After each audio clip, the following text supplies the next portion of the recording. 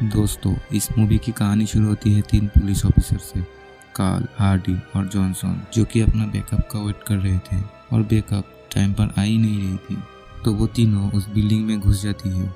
और अंदर उनको एक डेड बॉडी मिलती है जिसको किसी ने शायद गोली मार के मार डाला था। और वो तीनों कुछ समझ पाते उससे पहले ही वो किलर उन लोगों पर गोली चला देता है और उस दौरान जॉन की मौत हो जाती है। अब कहानी कुछ दिनों के बाद में शुरू होती है, जहाँ पर कार्ल को अभी तक गोली का जख्म भी नहीं भरा था और वो पुलिस हेडक्वार्टर जाता है फिर से अपने जॉब को ज्वाइन करने के लिए। अब जैकब कार्ल को उसका पोस्ट ऐसा देता है जो कि बहुत साल पहले बंद हो चुका था। अब कार्ल ऑफिस के बेसमेंट में जाता है और हार्डी अब जॉब ज्वाइन नहीं कर सकता था क्योंकि उसके स्पाइनल कॉर्ड में गोली लगी थी और जिसकी वजह से वो अपाहिज हो चुका था। और इसी वजह से कार्ल को अब एसेट के साथ केस को हैंडल करना पड़ेगा। कार्ल फिर मेरेटा के केस को शुरू करने के लिए सोचता है और मेरेटा एक पॉलिटिशियन थी जो कि कुछ सालों पहले किडनैप हो चुकी थी। अब असद को ये केस शुरू करने में अच्छा नहीं लग रहा था क्योंकि ये पॉलिटिशियन का केस था जो कि उनके लिए खतरा बन सकता था। कार्ल अभी भी उसको उस केस से पीछे हटने का ऑप्शन देता है, लेकिन असद उस केस को नहीं छोड़ता है।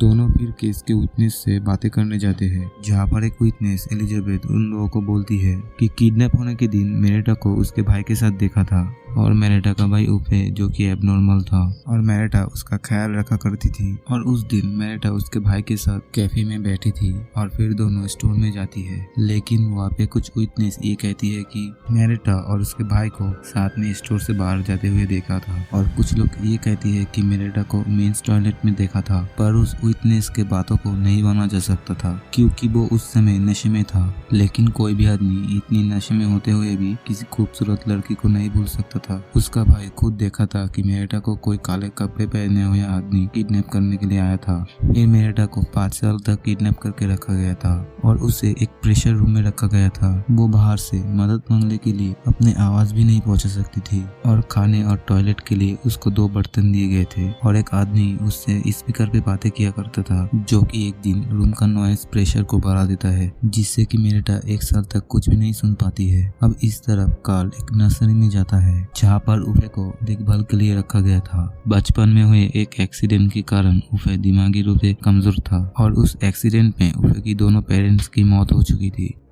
असद उफे के साथ में टाइम बिताने लगता है ताकि केस के बारे में उसे और कुछ पता चल सके। अब कार्ल अकेला ही मेरेटा के दोस्तों के साथ बातें करने जाता है और मेरेटा के दोस्त कार्ल को उसके सारे लवर्स के बारे में बताने लगता है और बस एक ही लवर था जिसने उसे नहीं देखा था। अब कार्ल मेरेटा के पार्टी के लोगों को देखने लगता है और इस तरह कोई किडनैपर मेरेटा को हर तरह से टॉर्चर कर रहा था। अब कार्ल का बॉस कार्ल को इस केस को बंद करने के लिए कहता है और कार्ल बॉस के सामने तो केस बंद करता है, लेकिन सबसे छुपा कर इस केस को असद के साथ चालू रखता है और असद को इस केस के बंद होने के बारे में कुछ नहीं पता था। अब असद मेरेटा के भाई को उसके कुछ फोटोज दिखाती है और उसमें से कुछ आदमियों को आइडेंटिफाई करने के लिए बोलता है और उनमें से एक फोटो देखकर उफे को पैनिक अटैक आ जाता है और वो बहुत ज्यादा डर जाता है। फोटो में उस आदमी का नाम डेनियल था और असद और कार्ल दोनों सूडान जाते हैं डेनियल के बारे में पता लगाने के लिए। पर वहाँ पर जाके उनको पता चलता है कि फोटो वाला आदमी डेनियल है ही नहीं, वो तो कोई और है जो कि डेनियल का नाम लेकर बैठा हुआ है और शायद उसी ने ही असल डेनियल को 6 महीने पहले मार दिया है। और असद और कार्ल फिर जोहान के पास जाते हैं जो कि डेनियल का बिजनेस पार्टनर था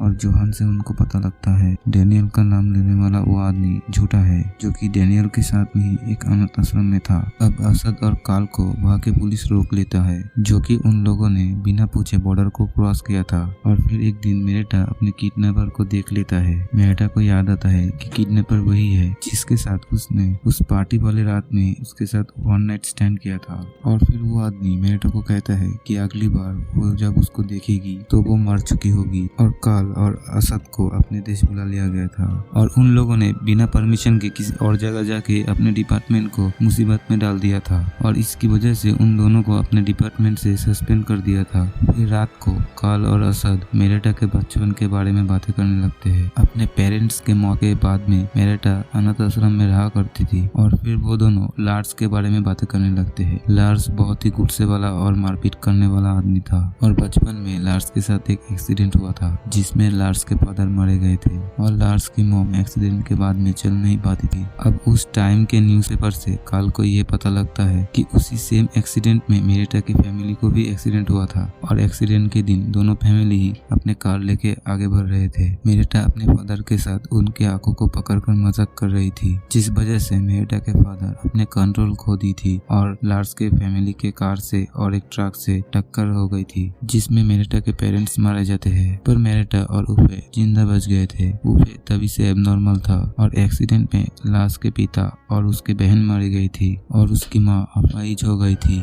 और तभी से लार्स मेरेटा से अपने बदला लेने के लिए तड़प रहा था। उसने मेरेटा से भी अपनी दोस्ती बढ़ाई ताकि उस पर नजर रख सके और लार्स ने डैनियल को भी नदी में डुबाकर मार डाला था ताकि वो उसका नाम यूज कर सके। अब असद और कार्ल लार्स के घर में जाते हैं, पर लार्स के माँ लार्स को 6 महीनों से नहीं देखा था और कार्ल को लार्स के माँ के बातों में विश्वास नहीं होता और वो लार्स को घर में ढूंढने लगता है और लार्स उन लोगों को देखकर मेरेट जिस घर में था उस घर में चला जाता है और मेरेटा को उसके बचपन की गलती याद दिलाता है कि किस तरह से मेरेटा के बचपन ने उसकी फैमिली को तहस नहस कर दिया था और अब वो प्रेशर रूम में प्रेशर को और ज्यादा बढ़ाकर मेरेटा को जान से मारने वाला था और वो उस प्रेशर का बटन ऑन करके वहां से जाने लगता है और मेरेटा वहां पर तड़पने लगती है और बाहर खड़े कार्ल और असद को प्रेशर रूम की आवाज तो सुनाई देती है लेकिन उनको समझ में नहीं आता है और तभी उनको लार्स दिखता है। वो उससे पूछताछ के लिए उसको कार में बिठा के पुलिस स्टेशन ले जाती है और तभी कार्ल को रास्ते में बहुत सारे डीजल की कैन दिखाई देती है और अभी किसी घर में इतनी सारा डीजल की जरूरत नहीं होता है। फिर उसी समय लार्स उन दोनों के ऊपर अटैक कर देता है और वो दोनों कार से उतरकर घर की तरफ दौड़ने लगती है और फिर उन्हें उस प्रेशर रूम में जाने का रास्ता दिखाई देता है और कार्ल उस रास्ते से जाता है और फिर कार्ल अंदर जाके मेरेटा को तड़पते हुए देखता है। वो उस रूम का प्रेशर बटन ऑफ कर देता है कि तभी लार्स उस पर अटैक करता है, लेकिन असद सही टाइम पर आकर लार्स पर अटैक करके कार्ल को लार्स से बचा लेता है और सही समय पर मेरेटा को हॉस्पिटल लाने की वजह से मेरेटा की जान बच जाती है। अब कार्ल को और असद को अपनी जॉब वापस मिल जाती है। अब कार्ल और असद एक साथ सभी केस को सॉल्व करने वाले थे और ये मूवी यहीं पर एंड होती है।